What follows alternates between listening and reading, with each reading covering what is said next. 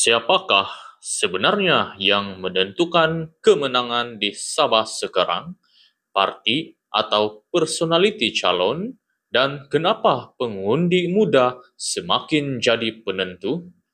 Salam sejahtera, kembali lagi di channel Arena Rakyat, tempat isu jadi bualan. Tuan-tuan dan puan-puan sekalian, dalam perkembangan terbaru menjelang PRN Sabah ke-17, Datuk Seri Ronald Kiandi membuat satu kenyataan penting yang mencerminkan perubahan besar dalam cara rakyat Sabah memilih wakil rakyat mereka. Menurutnya, pengundi hari ini jauh lebih bijak dan corak pemilihan tidak lagi bergantung sepenuhnya kepada parti semata-mata. Ronald, yang kini menjadi calon PN di Dun Sugut, turut menyatakan bahwa perubahan paling ketara datang daripada pengundi muda, terutama mereka yang berusia 18 tahun yang mengundi buat kali pertama. Dengan jumlah besar undi 18 dan pengundi baharu, landscape politik Sabah dilihat semakin kritikal dan matang.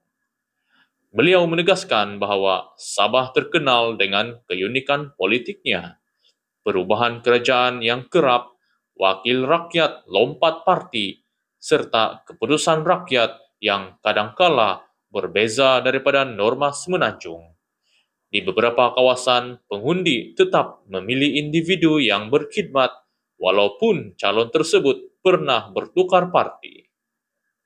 Tuan-tuan dan puan-puan sekalian, Ronald percaya pengundi Sugut cukup matang untuk menilai calon berdasarkan khidmat dan kemampuan, bukan hanya simbol parti.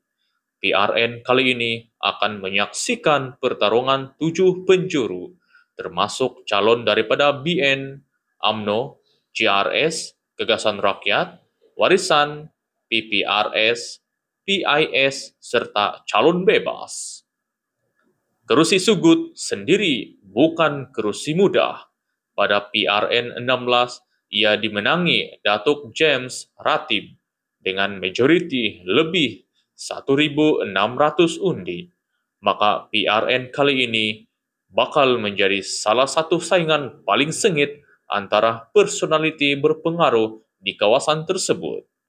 Tuan-tuan dan puan-puan sekalian, perubahan corak pemikiran pengundi terutama generasi muda, bakal menjadi penentu hala tuju Sugut dan mungkin Sabah secara keseluruhan. Jadi, adakah undi 18 dan pengundi muda akan mengubah keputusan kali ini? Adakah rakyat akan memilih parti atau personaliti calon di Sugut? Tinggalkan pendapat anda di ruangan komen. Terima kasih kerana setia bersama Arena Rakyat, tempat isu jadi bualan.